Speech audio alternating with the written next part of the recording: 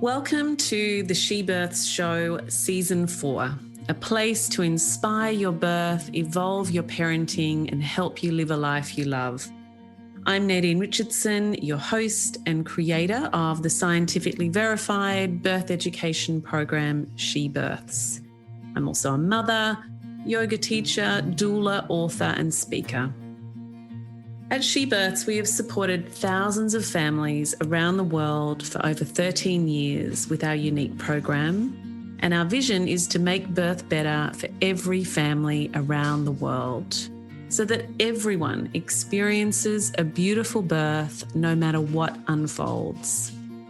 Not only do we help people have beautiful births, but we also give them the skills and the philosophy to enjoy pregnancy and make parenting easier.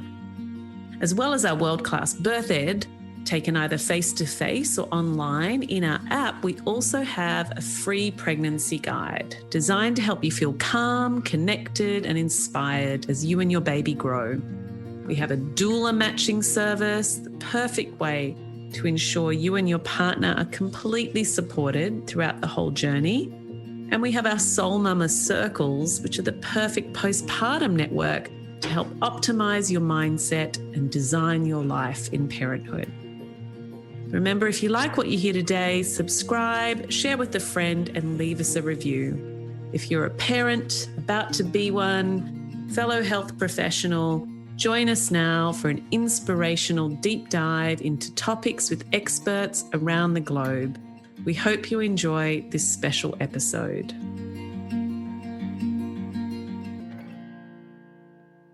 Over this pandemic, particularly the second lockdown, people have become more aware of their birthing rights, mainly in regards to having support people at their birth. Lots of people have fought for that right, and in Australia, they've just put out a policy saying it's essential for one person to be allowed, and there's a lot of restrictions around that.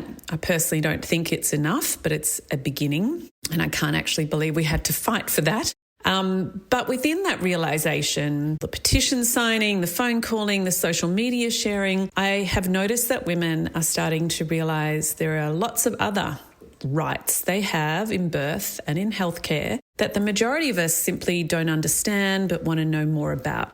So this podcast, I've invited a good friend, Annalee Atia, to help explain the context and the history of maternity care in Australia and how we compare globally. Also, how she works through the non-profit, community-centric organisation she founded, Pregnancy, Birth and Beyond Media, to help bring about change. We talk about many factors that influence our healthcare and policies. We talk about what informed consent actually is. For example, a Queensland study recently of over 3,500 women surveyed showed that only 48% of women who had a planned caesarean section were informed and had actually consented to their procedure. And 26% of women were not informed or consented to their episiotomies. So we also discuss the wonderful unpaid work us women do, the lack of feedback in healthcare, what type of data is important in our decision making. We talk about induction of labour, the need for responsive dynamic systems, the disparities of choices available to women in Australia, and what this all means to each of you at the end of the day. Because the truth is that no one is legally responsible for your birth except for you. So we're all born into this reality, but what has been created and now what sustains that reality is actually up to us to change. Maybe not for ourselves if we've already had our children, but certainly for our sisters and their families going forward, and our kids and their kids. So I hope you enjoy this conversation. Annalee Atia, I am so excited to have you on the She Births show. You are such a busy woman, fitting in your schedule. Even though you live in the Northern Rivers, you seem to work like you're in the big city. I'm trying to revoke my my own pass that I gave to myself to work like a crazy woman. Working very hard. Classic. So welcome and thank you again. I wonder if maybe you could explain to us, what you do for a job or what you have done. And because I'm always a little bit confused, and it would just be amazing if you could explain, your career, your path, and where you are now. Okay, so definitely a journey, beautiful, windy road for me. I'm currently teaching women public speaking and leadership skills and workshops and trainings and programs with the incredible program called Women Speak, which is created by an internationally acclaimed thought leader, Casey Baker in the US, who's worked with women all over the world, including women in the United Nations and TEDx and the US government. And these are incredibly beautiful skills and support systems to help women to really come out of their shells and speak their truth and contribute to the conversation and join the table, basically. And one of the main reasons I was drawn to doing this work, I've been doing it for about 3 years now, is because I've spent about the past 8 years in advocacy and consumer representation in the area of maternity care. And it took me a while, it took me a few years to really understand the landscape of healthcare and maternity care. And through that time, I really came to understand how deeply unsupported women are in the areas of motherhood and families in general, but especially mothers. And so I've been very passionate. It made me even more passionate. The more I understood, the more I wanted to do. So I've spent, firstly, kind of getting into different areas, from mother support groups to being invited onto the Pregnancy, Birth and Beyond show to be a radio host.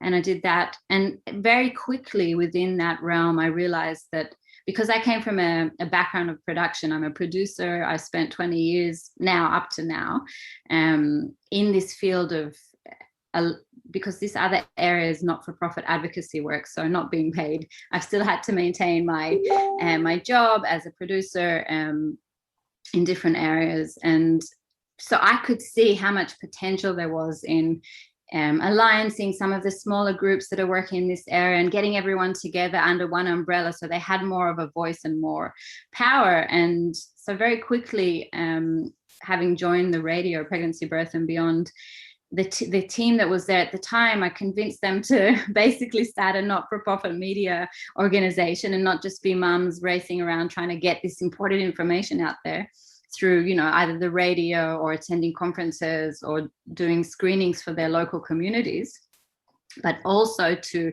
kind of combine forces. So we founded PBB Media. PBB stands for Pregnancy, Birth and Beyond. And that's been an incredible journey of essentially connecting the dots between the many stakeholders in this arena. I think oftentimes people don't realize that, they're walking into a hospital to give birth.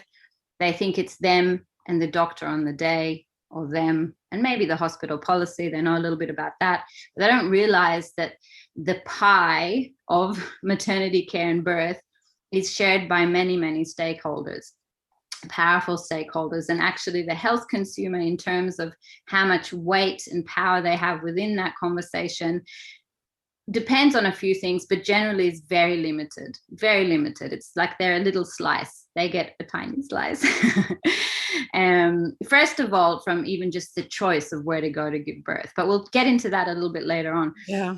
So what we did with PBB Media is work diligently and incredibly meticulously in understanding the landscape in which people access healthcare services, and not just in the short term, but in the long term, because we're interested in whole community, whole family health, well-being for everyone, basically. So it's kind of because everything comes through family, right? Yeah, well, we see it as the seed and soil.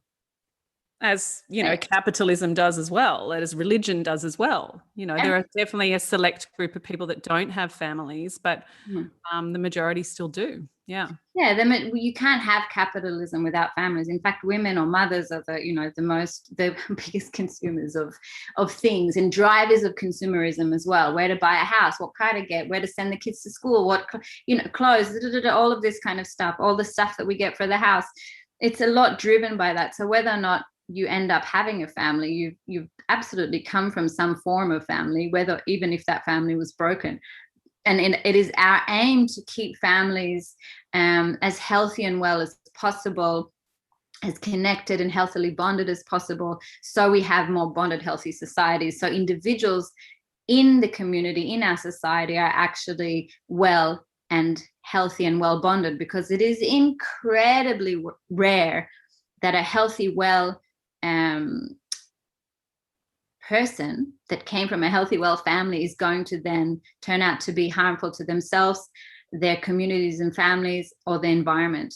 Yeah. And so those three things are intricately linked to that seed and soil time. How well we take care of each other, how well we take care of ourselves, our bodies, our health, our mental health, how well we take care of our families and our communities, and how well we take care of the environment is intricately linked to the seed and soil phase of a human being's life, to how healthy the pregnancy was, how safe the mother was during pregnancy, what the status of the birth was, how traumatic the imprint of the birth itself on the mother and the baby, and their ability to start this lifelong marathon together in a healthy, well way, and not with a broken psyche or being, body that really impedes that journey, that critical journey. The first 2,000 days of life, it's first 1,000 days, it depends on which policy and which research you look into, but essentially from the moment of conception to 5 years old, to 3 is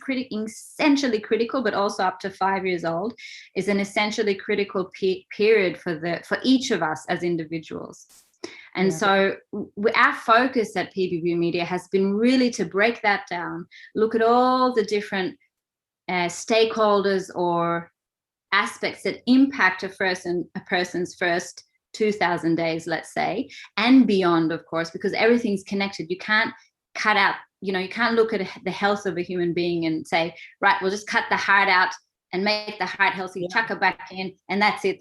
Leave that, but that person's not going to be healthy. It doesn't work like that. It's a system. It's organized to work together. It's symbiotic. It's ecological, biological, all of this kind of stuff.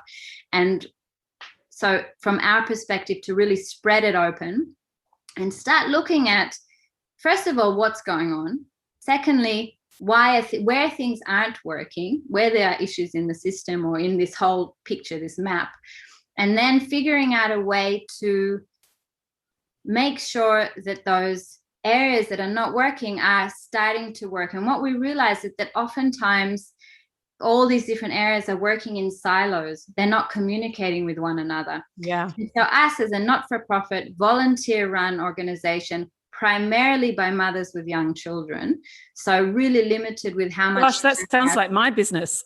Yes, well, that's a lot of businesses like ours are actually run by passionate mothers who are working on their own time and spending all their time and effort to make sure our community is better. And we're talking here at a large scale for us, but any mother who's contributing to volunteering at the canteen or setting up the fundraising to get a new park at the preschool, a new slide at the preschool, all of these things, these are often roles that women have been doing for centuries to support the community. Grandmothers helping out, we're taking care of the young, we're taking care of our elderly.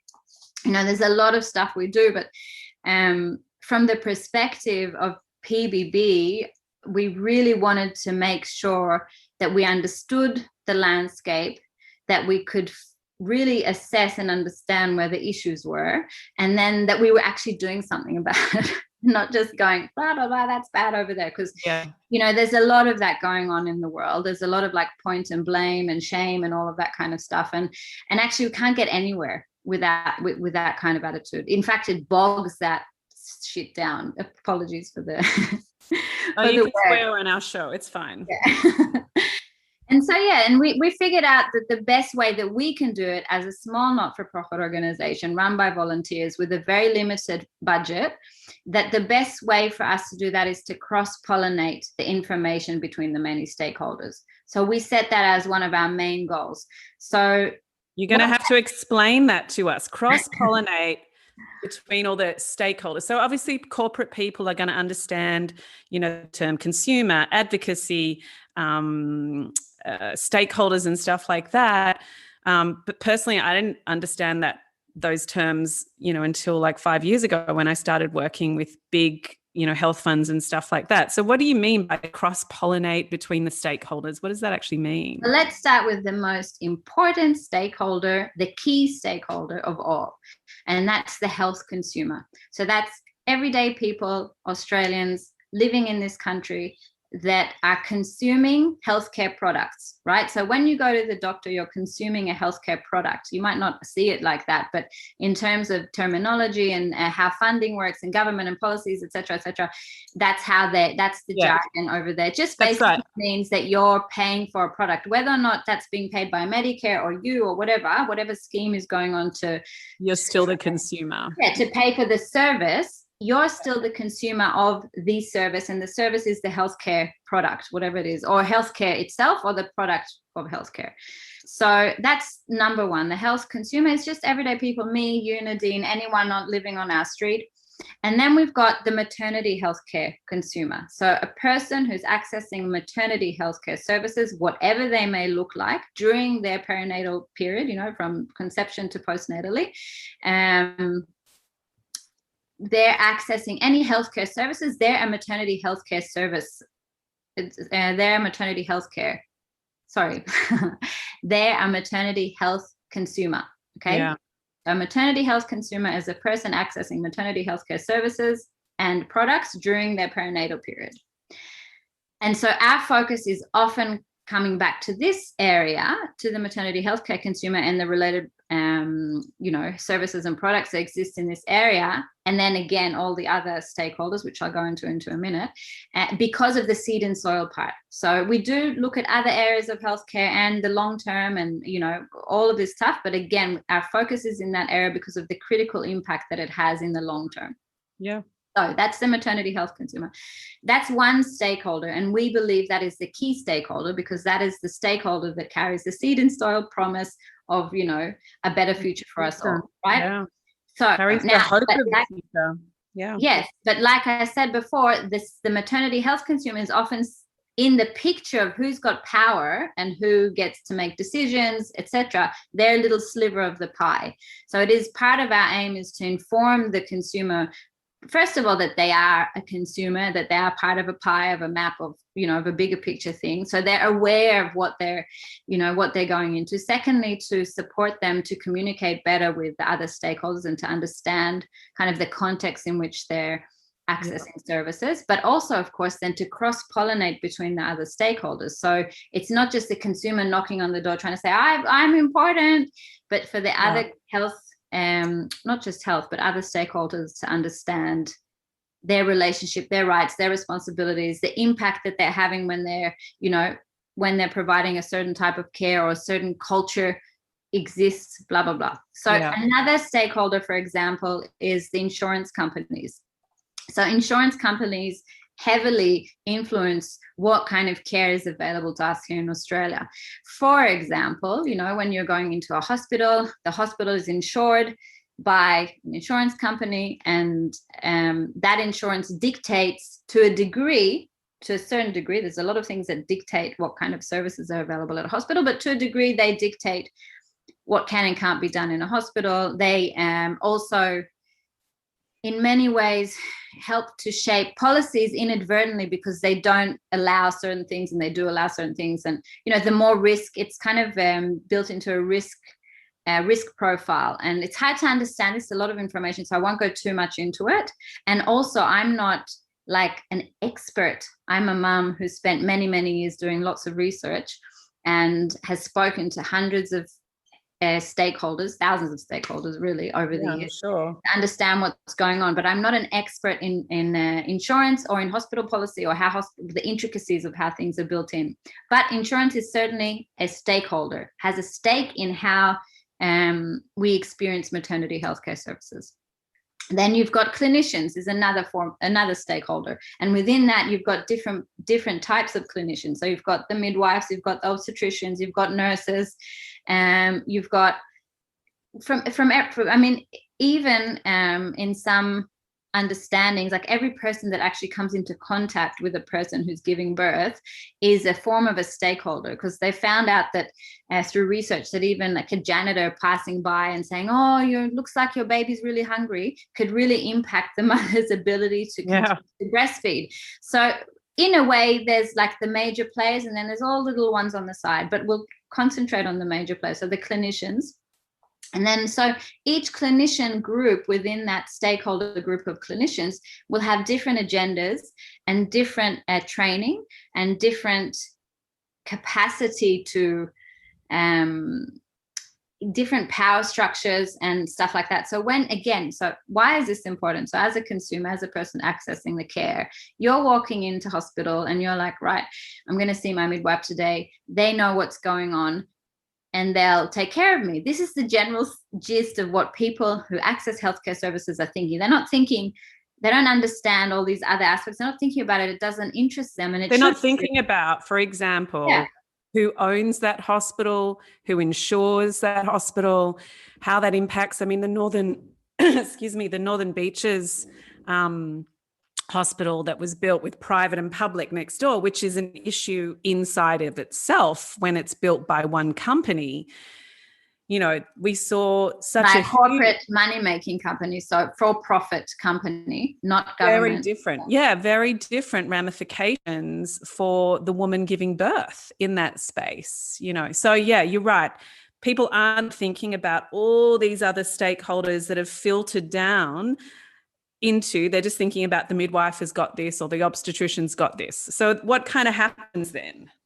Well, that's just a tiny amount. As other stakeholders are the local health districts or the health and hospital, or forget the HHSs in Queensland. Each state has their own. Those are the bodies that have been designated to provide public healthcare services in each kind of local health district area. So in New South Wales, we have local health districts. And we have HHSs. I can't remember what they're called in Victoria right now.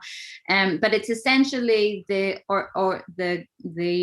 group that's got the responsibility to provide healthcare services. And they've got their own way of understanding health. They've got their own agendas and what they're meant to be doing. They need to meet budget. They also have their own money as well. So that health district gets their bucket of money from the federal government and they can distribute that as they wish, completely different. So a Blacktown hospital could be different to, you know, a Campbelltown hospital and Manly, you know, because they're in different health districts as well. Completely. So I mean, that's one of our biggest issues in Australia today is the disparity that exists for all the people accessing healthcare services in Australia. So a woman in Blacktown will receive absolutely a different service from a woman in the Northern Rivers, for example. Here we've got publicly funded home birth program. We've got a 100% continuity of midwifery care for everyone who does get into the program at the Byron Hospital, for example. They all receive continuity of care from a team of midwives who are the main care providers. While as, you know, in a hospital in Blacktown, they might be receiving, I don't know what the Blacktown hospital is, but in an other designated hospital. Not great.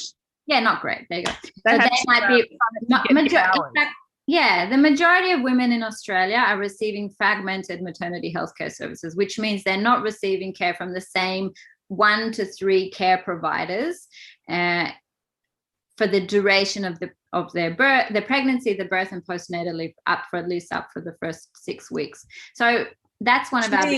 Which means, just to make it really clear for people, that the majority are not receiving what is best practice based on the evidence base that has been collated with Cochrane reviews and randomized controlled trials for 20, 30, 40 years internationally. the majority of people are not receiving the gold standard and certainly not best practice. Really important to drive that home. 100%. There's zero doubt as to what the gold standard of care is in maternity healthcare in terms of outcomes for mothers and babies.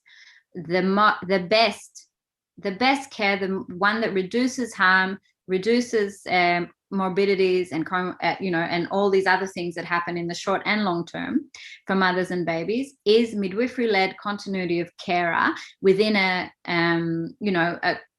good setting. So it's not just any random midwife that's providing care. It's obviously one who's well trained, who understands, who's got that correct training. And part of the problem here in Australia is we're not giving excellent training to midwives. We're giving really good training to midwives compared to, though, in New Zealand, they're receiving an extra year.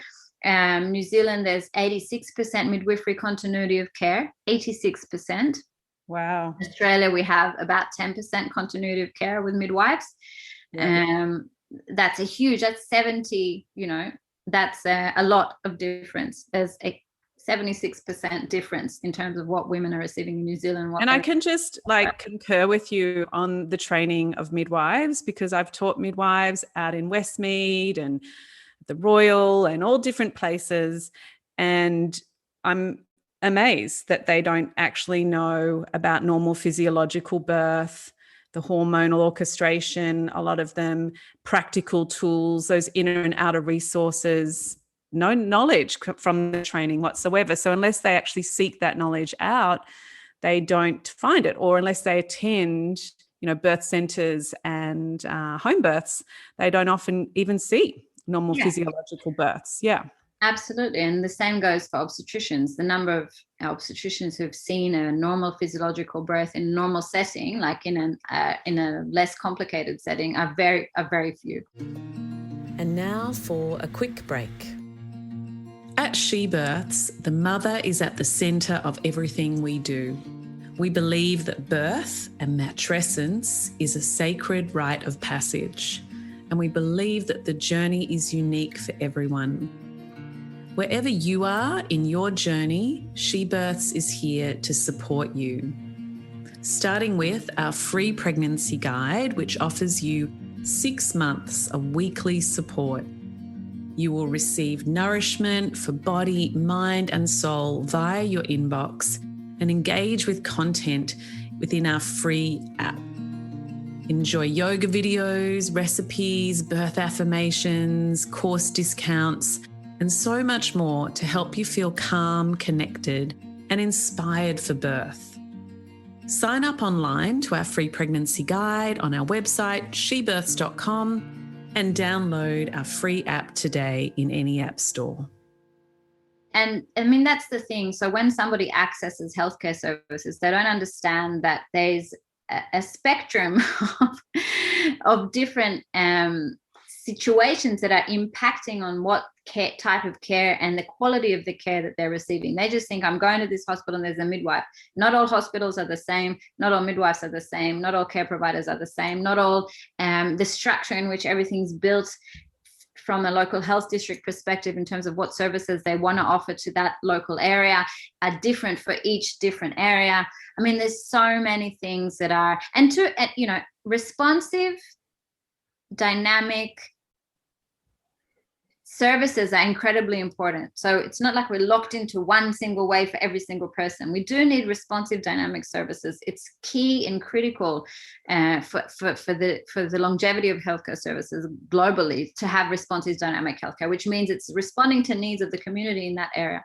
The problem is that when it comes to women and maternity and babies, the needs, the experience of these women and mothers and the families and the people who are accessing maternity healthcare services in the long term are very hidden and shadowed, and they're somewhat understood. We've got like patches of understanding of what's going on for these people when they're accessing healthcare services, but we are very ill-informed of the actual real stories of what's really, really going on for people.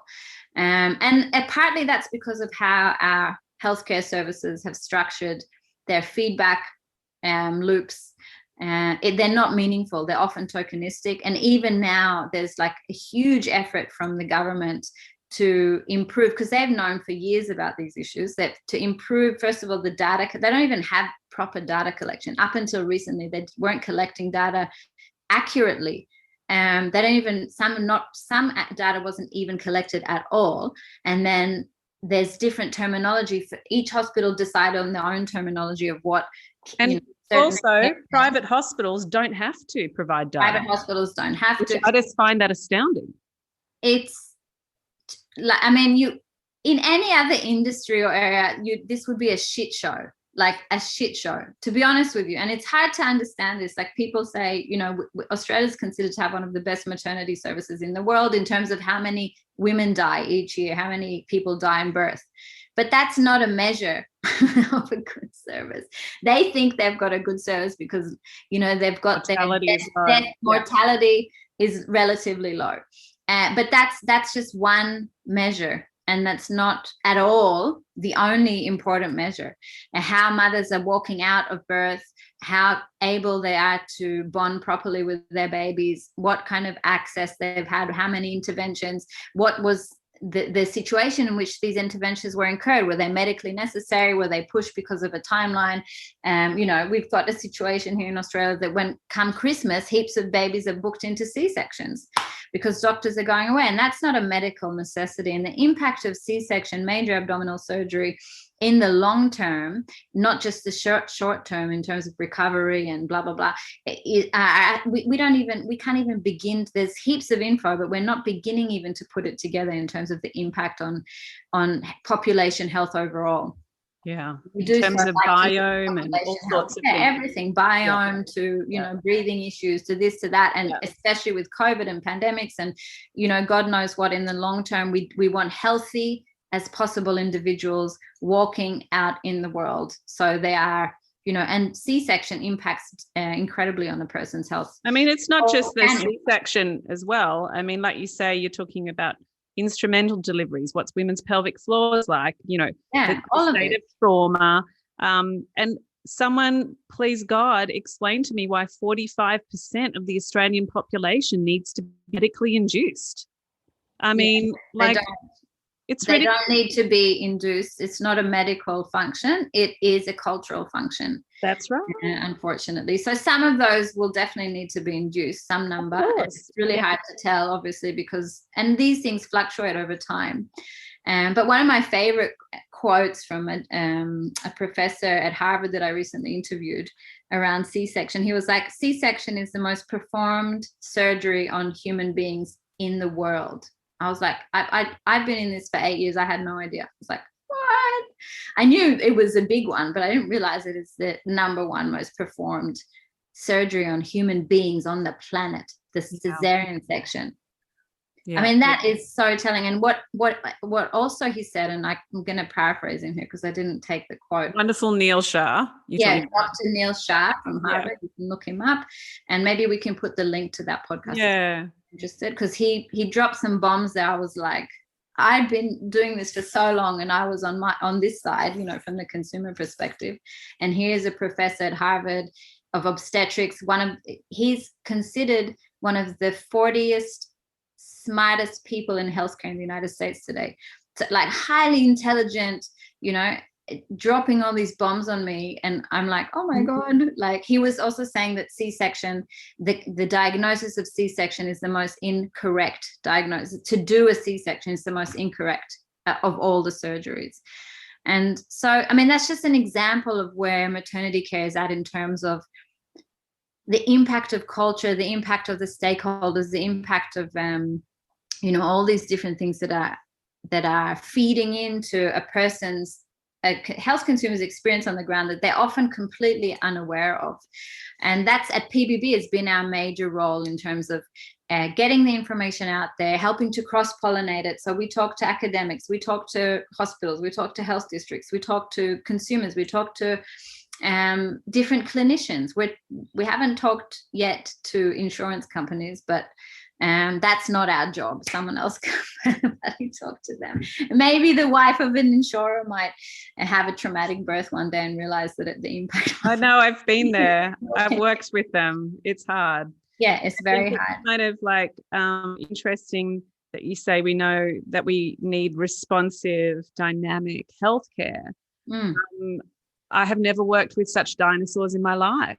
Yeah, they're not as responsive. They're not responsive and they're not dynamic. Yeah. And the cogs turn so incredibly slowly. And even big corporations that have innovation hubs for entrepreneurs, they bring them in, and the actual ability to integrate or to grow with or to scale is virtually nil, because it is incredibly hard to change these dinosaurs. And we know from research that it takes 17 years on average for evidence-based to be implemented within a system, if it happens at all. It happens. What does this all mean? Like, what does this all mean for the maternity healthcare consumer? What does this actually mean, Annalee? What can we take from this?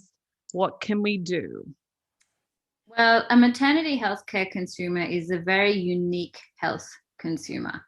Compared to all other health consumers, they are in a very different position. So when do you go to the doctor, Nadine? When I'm really, really sick. Yeah. When I need medicine to band-aid symptoms. Yes. Or if you've broken your leg. Acute care, in an emergency, accident, some emergency situation, exactly. Yeah. Or when you're needing to do a checkup and see how your health status is, perhaps in order to prevent potential future, right? To prevent potential future issues that may arise, like screening and testing and all that kind of stuff. But a maternity health consumer is going into this very complex, very rigid at times, very clunky, like you said, a dinosaur. The healthcare system is incredible. It's like a massive machine with a million cogs. It's moving very slowly, like that, and very hard for it to change. Like, the reality is that it won't suddenly morph into a fairy. It's going to be this dinosaur. It's dinosaur is a nice word. I don't know why you chose dinosaur. It's like, you got to think of these dystopian big, things. They're working hard to not make them look like that. But in fact, inside, it's all like million cogs and hard to move and a lot going on there. Hard to change perceptions, hard to change the culture, hard to change the actual things on the ground, because they've invested so much. Well, they've invested so much of money in, the rooms and the walls and the things and the machines, and the people are part of that. It's all kind of interconnected. So, the health consumer accessing maternity healthcare services is a person, sometimes with sickness, sometimes without. They're on their own health journey spectrum, from well to unwell, all the time. We all are. Like, in this moment, I'm somewhere along my health journey spectrum, and tomorrow and in half an hour and in 3 weeks, I'll be in a different part of that spectrum. It's not black and white, ill and ill, ill, healthy. It doesn't work like that. As we all know, we need maintenance. Our bodies are complex living organisms. They require constant input. We can't just sit at home for 5 weeks and do zero. And then, we'll move down the health spectrum a little bit. And there's heaps of things that impact our health and well-being status as well, from mental to, all of these different things are feeding into our own personal formula of well-being. And so the person that's pregnant, accessing these healthcare services, they are generally, you can't really define where they are on the health spectrum, but generally the process of growing another complex living organism inside your body, which is again a complex living organism in its own right, is a biological process, is a physiological biological process, been happening for millennia, blah blah blah. We don't get here without that process. It's a normal physiological function of the human body, and just like doing a shit, going to do a poo, or doing a wee, or breathing. I know it sounds like gross, but it's just, this is to go to do a poo or to do a wee, unless something's wrong with you, you don't need a machine or a thing or an intervention. Your body's doing its thing, it knows what it's doing. And generally, and depending on where you are on that health spectrum, you know, you're lowering or your risk of other things happening are impacting into that pregnancy situation and the birth and the postnatal situation, which includes the bonding, the breastfeeding, the seeding of the microbiome, all of these different things that are going on postnatally. And so this person is having a normal physiological process, and they're accessing a system that was built to address illness and manage disease or address emergencies. So the you know, from the acute side, healthcare basically is split into two aspects: the acute, and then the primary healthcare, which is, you know, long-term and just general health and well-being, like diabetes, this, that, the other. And the acute is emergency and heart surgery, all this kind of, you know, things that happen in an emergency. But where does the pregnant person or the woman who's pregnant fit into this scenario? They're having a normal biological function, and depending on their own health spectrum, accessing this disease management and acute care management system. And unfortunately, they don't fit in very well. They're kind of like, they're a bit shoved in there in this kind of, oh, let's put you in the ward or do this, and give the same mindset and the same functions that have been created to address acute and chronic health. Is superimposed or fit. You know, that person has been put into that gown.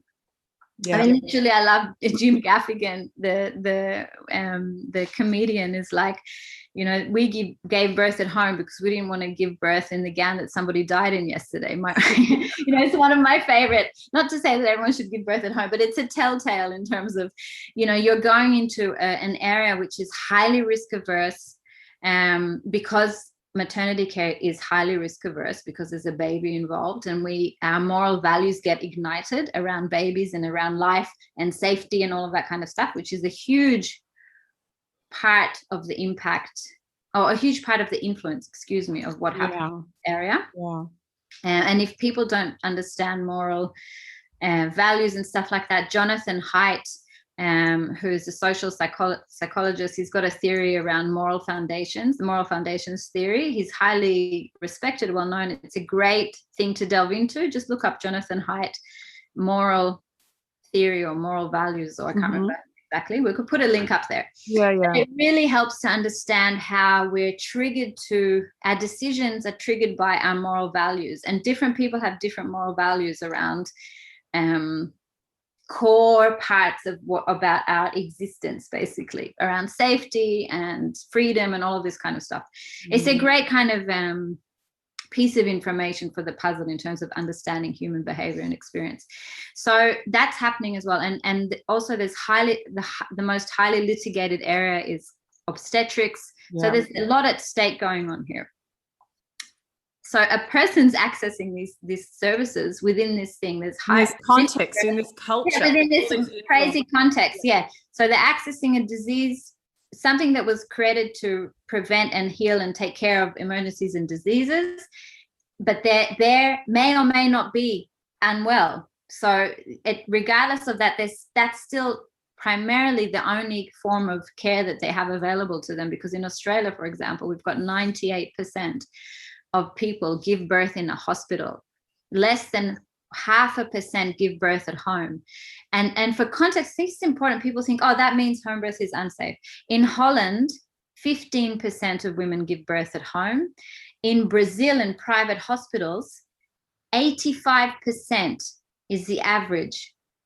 85% give birth in C-section in private hospitals in Brazil.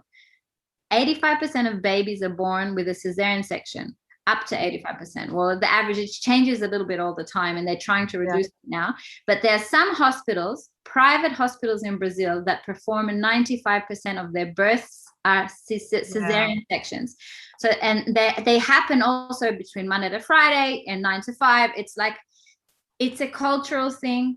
Birth, maternity care, pregnancies, postnatal, it's heavily cultural, heavily. Well, I don't know. Value. I mean, I just want to break down this cultural thing, because I think all the sort of policies and the history of how, hospitals have been created and where maternal health has ended up, all those influencing factors from the past and from our stakeholders actually now goes on to create a culture.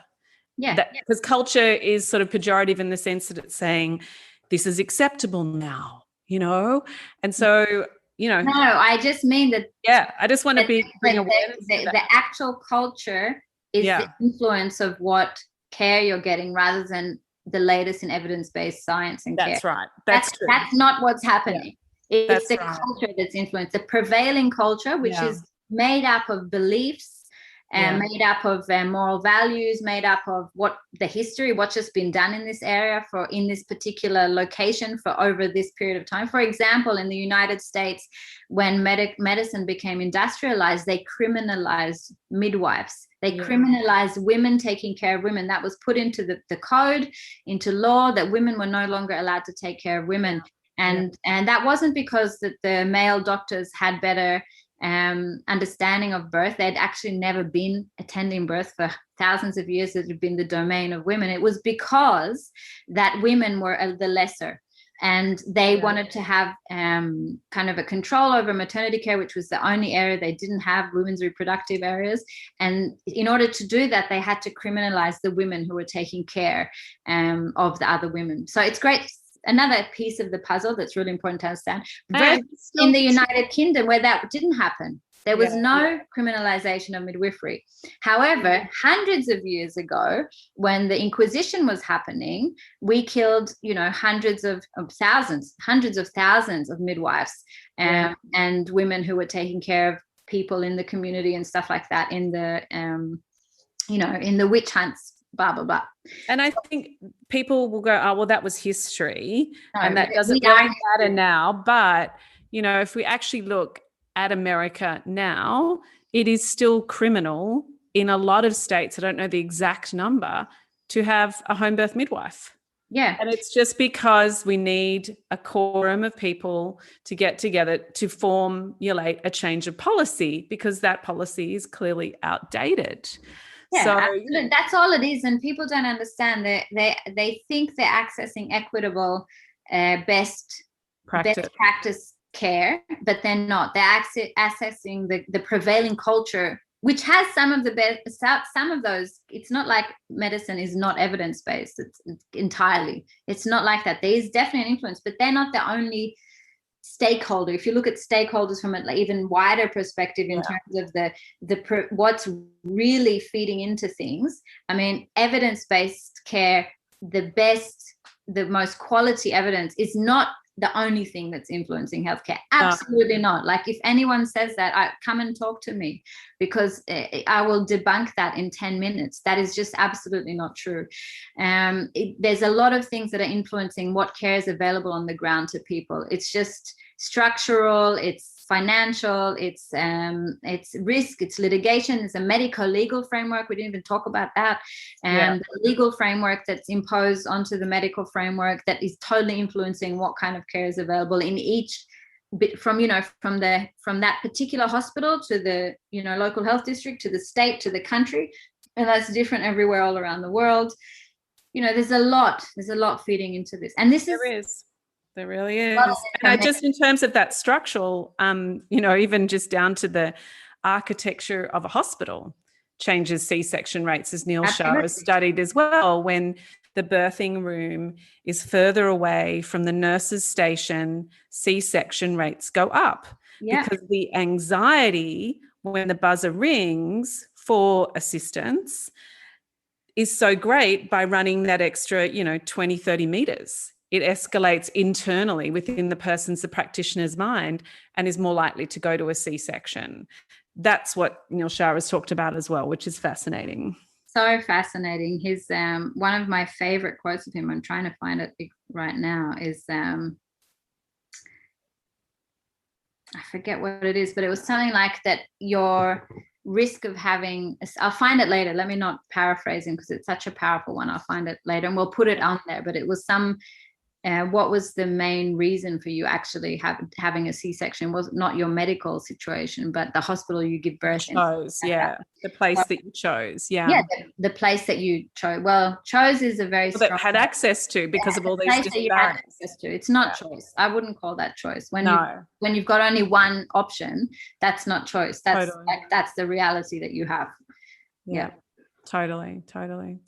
So when the woman's experiencing all of this, you know, what is it again, like what does it really mean for her? What can you actually do apart from being conscious of this, apart from therefore I would hope that by being aware of all of these factors, you know, that you would ask questions, that you would be engaged more in your care and understand that care should be collaborative, right?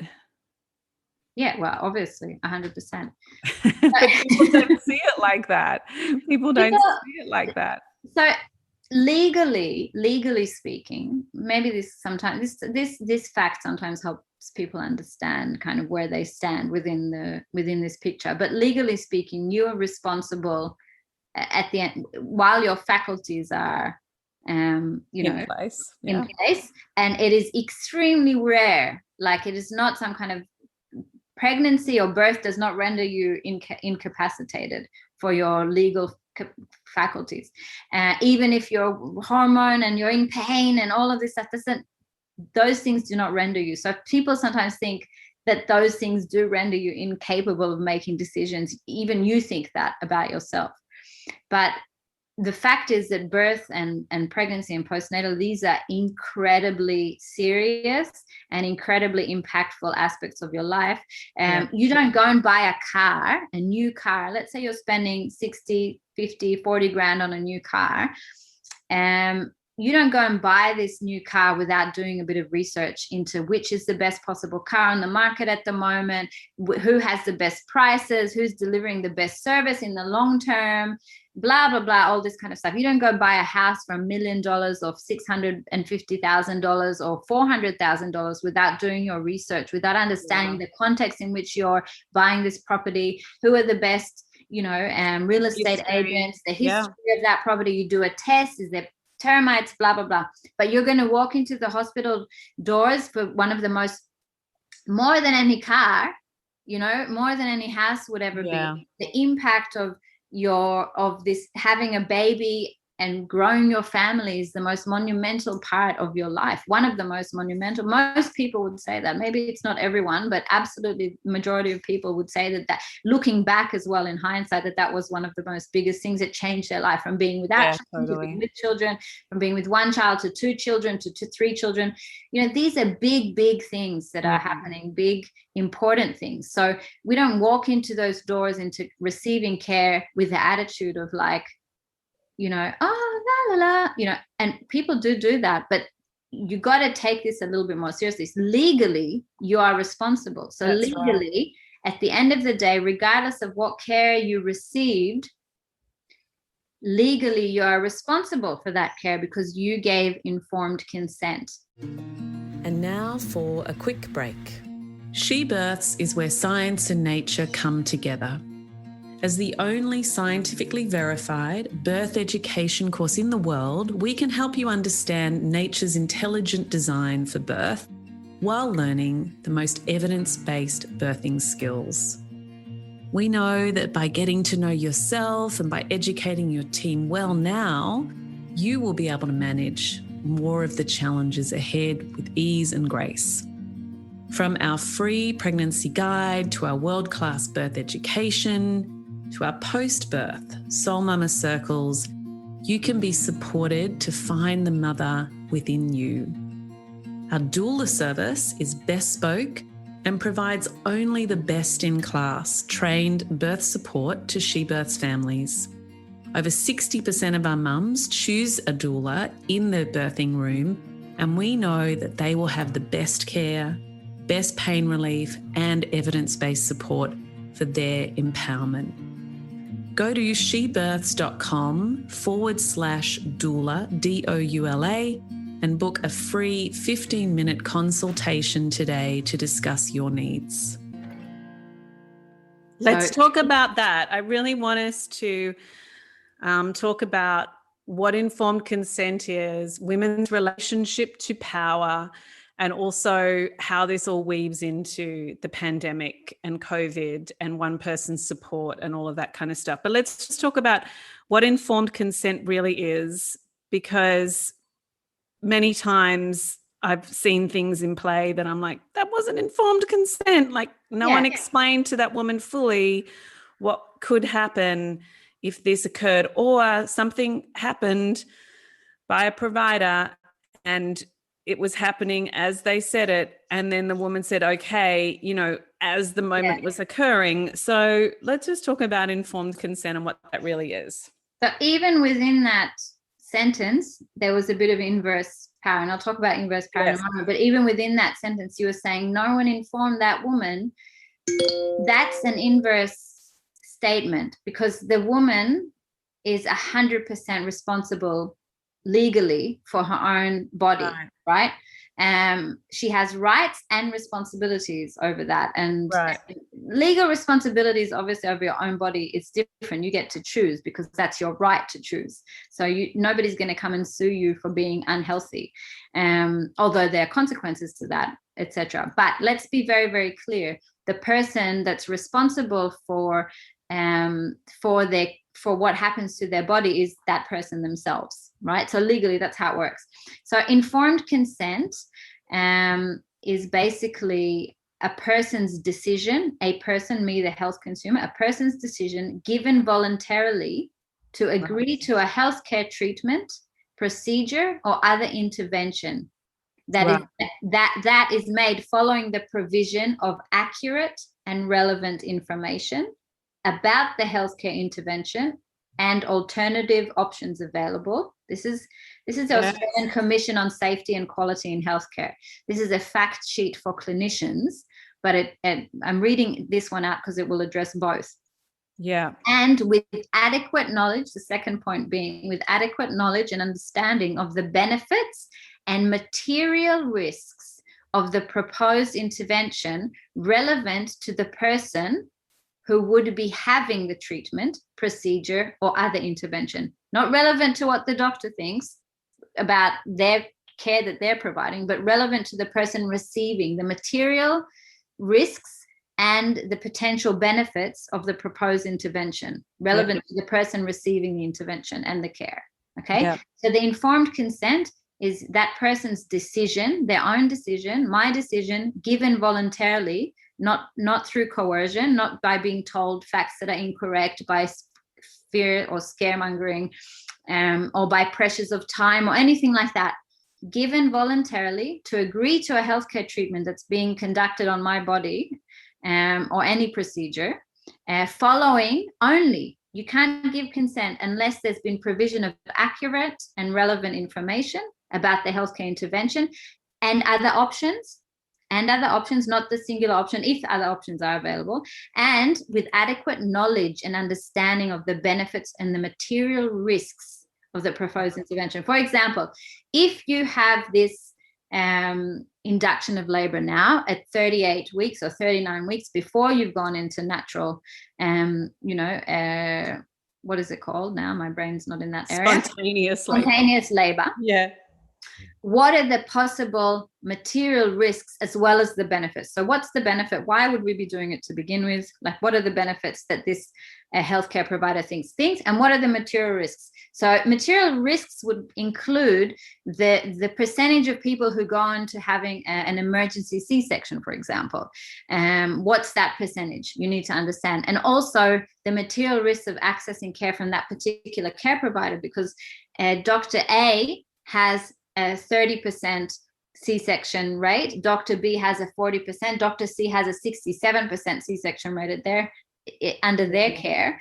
And does that correlate with high risk pregnancies? Not necessarily. You might have, do you know what I mean? You don't know. And so this is part of what you have to understand in terms of your responsibility when these when you're accessing healthcare services, it's you're giving informed consent. Doctors and care providers cannot do anything to your body without that informed consent. That's why you're signing all those forms. Yeah. They're not allowed to. It's legally not allowed. So they have to tick the boxes in the hospital that they've filled out all the forms and you've signed everything. But it's not true informed consent unless you have been given the relevant and accurate information, have been shown other options, have been explained other options, and that you have adequate knowledge and understanding of the benefits and material risks of each specific thing. I love that. I love how you sort of broke down the relevant to the persons, because that's really interesting. But also I think voluntarily given alternatives, it makes me feel good that we teach people in She Births the acronym BRAND to be that conscious engagement and decision making. And when I teach benefits, risks, alternatives, when we get to alternatives, I'm like, don't expect them to be the ones with alternative suggestions, but you definitely need to look at all of those things. And I suppose one of the things that I'm getting a bit frustrated with now as data gets sort of thrown around is we can look at short-term data, say, of the increased chance of a C-section with an induction of labour.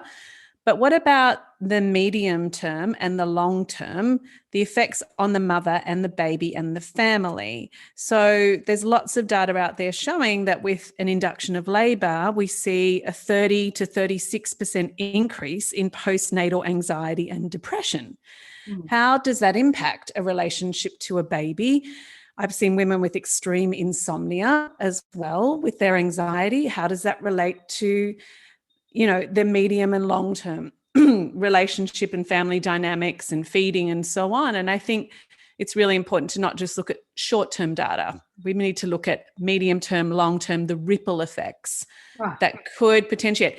And we're not saying that induction of labour isn't, necessary and extremely important, and C-sections as well, but we need to go deeper and broader and longer with our perspectives right now. Yeah. I love how you frame that. I mean, to me, there's no real discussion about the quality of maternity healthcare services without the long-term data. It's just not a real discussion. Yeah. Anyone who's just talking about the silo of pregnancy to 6 weeks and, maybe the first year is completely ill-informed. Yeah, right. And also incredibly damaging in that attitude. It's incredibly damaging. I wouldn't consider that healthcare. If we're not looking at the long-term impacts, meaningfully looking at them and understanding the context in which those impacts are playing out in terms of family health and well-being, community health and well-being, etc., we're not really talking about the quality of healthcare service, that particular healthcare service. That's so true. We're talking about something that's easy for us to frame so we can move on with the conversation. That's so true. Or sometimes people grab short-term data to simply push an agenda. Well, that's what I mean. So you can move on to whatever agenda you've got in that moment. It's easier to contextualize it in a small, I always think giving analogies from a different sector is very supportive. And you can think about this, in another way. Sometimes we're so bogged down in our own consciousness and understanding and awareness of our own kind of burrow hole that we neglect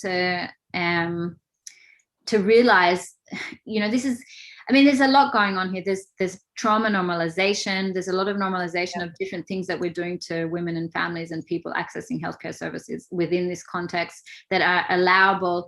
Just for example, take now, I saw a post from a woman who had a C-section on Instagram the other day. And, I'm not giving that as a valid, piece of accurate information, but because I've been in this arena for so long and I'm also the former national president of Maternity Choices Australia, and I've took that role just in the precipice of COVID. So the whole year has been around listening to stories of people who've accessed healthcare services. So I'm using that as an example of something I've already heard before. But this particular post was of interest because basically the woman had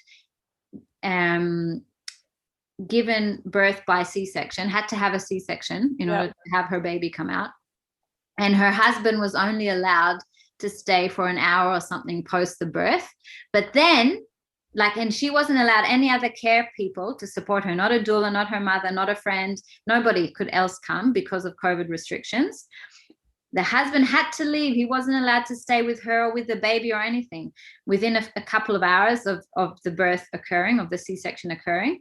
Now, anyone who's had a C-section knows that they're incapacitated for a few hours post. There's major abdominal surgery. There could be extra drugs. There's a lot going on. They're in pain. They can't lift the baby. There's a lot going on there. A lot. Alone try and feed. Yeah. That's just the physical. Then there's the emotional. And in order for a baby to form healthy bonds with them, they need to be with their mother immediately, skin to skin, breastfeeding. All of that has to be established. There's no, you don't get a second chance in those first few critical hours of a human being's life. You do not get, you can reestablish and all of that kind of stuff, but it's going to have an impact. That in itself of reestablishing post the critical time is having an impact as well. So everything has to be weighed up here. It's not just like, one piece of information. But that father could then go and watch the footy in person with 2,000 other people. Wow. How do you explain that? How do you explain that? You can only explain that with culture. You can only explain that by looking at the bigger picture. So, people thinking that what they're accessing is equitable and based on accurate information, on best practice is not necessarily the truth. If people looked at the long-term impact of childbirth and maternity care, they would never tell that father to go home, not for a second, and they would allow another person as well, because the dynamic of power in a relationship, as we know, having seen all this information come out lately about coercive control and domestic violence, and especially during COVID where those numbers go up exponentially, we cannot just have a partner being the single person that is allowed to support in no way, or even just, they're not saying just a partner, they're only allowing one person, but sometimes the partner wants to be there, but because of the dynamics, the person, especially if she's a woman, she needs that extra support because of the whatever situation they're in. So us applying some kind of blanket rule over all healthcare services, and again, the maternity piece being so devalued in there and so poorly understood because we're putting it within a disease model of care, and just blanketing over these highly impactful, exclusionary, restrictions. Those have impacts in the long term, and then allowing men to go to their footy. I mean, it's like, the mind blows. Ridiculous. It is, and I think it's so baffling that it's almost just perplexing and confusing, and it seems overwhelming. So I just want to bring people's attention to the fact, in the first lockdown, because we're in New South Wales, we had incidences where, and we've had it in the second lockdown, where fathers were not, or partners were not allowed to attend a birth with a mother. And we're still seeing that in Ireland and sometimes in the US and all of that kind of stuff. And in this second lockdown, groups of doulas and midwives have fought very hard, particularly in that southwestern part of Sydney, to ensure that New South Wales Health, Brad Hazzard and his mates, all passed down this legislation saying that one person is now allowed. And we will share a link to that document. But from my experience, it's simply just not enough. It's not enough because we're getting mums that are having to choose between their doulas and their partners coming in, partners missing the actual birth. If a mum's in a state of overwhelm, she wants someone there with her that understands the healthcare system, that can get that hip squeeze exactly right. It's a horrible dilemma to be in. And I think it's inhumane. Women deserve what they deserve, which is true support throughout the labour and birth experience. Don't you agree? Oh, yes. So I agree to nothing more on that than the fact are that this seed and soil part of the human being's life, of the family life, of the community piece, are lifelong impacting. And this seed and soil part has to be protected. It has to be properly understood. It has to be nourished and supported, and not just relegated to the realms of the broken leg, where if you've got a broken leg, you can have one support person with you, but not two. We're not talking about that. We're talking about literally the health and well-being of a person for the rest of their life, literally the health and quality of the relationship between them and their parent, their mother and the parents, and the relationship between the two parents, if it exists, and the well-being of the community in the long term. We're not talking about some broken leg which is going to heal in a few weeks. Yeah. Okay? I think we need to acknowledge the fact that so many women, and I say to them, you know, that you had a traumatic birth, you were spoken to in this way, because the majority of trauma, as we know, comes from the way that a woman was spoken to during the procedures or about procedures that needed to happen. It's not necessarily about the procedure themselves. It's more to do with the communication and lack of respect. And the procedures themselves can be absolutely they can. Cutting your vagina and you've said no, that the no, the fact that somebody did it without your consent, but also the actual cutting itself is much worse than it would have been if that was done consensually and for a medical reason. Absolutely. From a respectful place. Totally. But I think it's really important when I talk to mums postpartum, and there's a degree of trauma there around how things unfolded. They are A, exhausted, B, not in a strong relationship to their state of power in general in life, because none of us really are, because we're used to being subjugated in a patriarchy. But 3, they're flooded with like oxytocin and estrogen, which is all about adaptability, which is all about collaboration, which is all about keeping the peace, keeping harmonious relationships, and making that more important than ourselves. So we're actually pushing shit uphill in these points during our pregnancy, postpartum, and parenting periods. So I really want to implore families and mums out there to pay it forward. Like, if you are out of that estrogen, oxytocin state, and like myself, like Annalee, our kids are older, then get involved and help women who are going to come through the next batch, the next round. Because if it's too hard right now, I get it.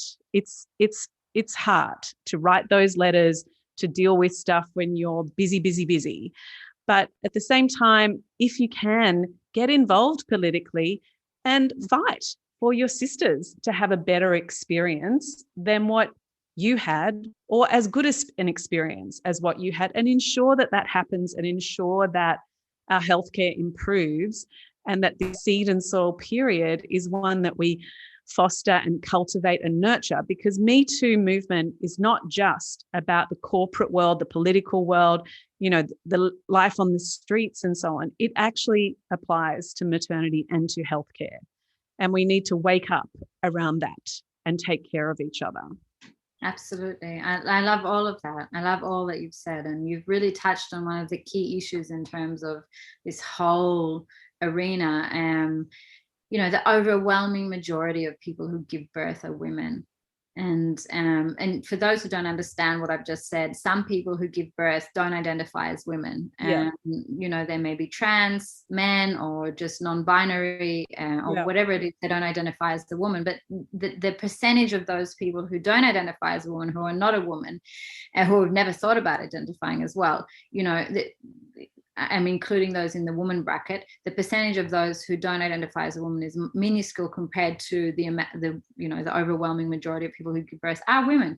And so the history of women, the context for women is this ongoing, still today, like a lot of women are born out with rights that they don't understand, that they, first of all, they have these rights, that they're born into a reality, and they're going to school and they're opening their own bank accounts and going to work, and maybe they're paying a bit less, maybe they're not getting as much promotions, but they're not seeing it. They might think of it as a personal thing. You know, women don't understand the fact that there have been women primarily women fighting for their rights, and men as well, absolutely, and men, but people have been fighting for the rights of women to become more equitable and more women to become more valued in society for centuries and centuries and centuries. Where I mean, it's in 1979 or 78, whatever it was, you as a woman were not able to go to the bank and open your own bank account unless your husband signed.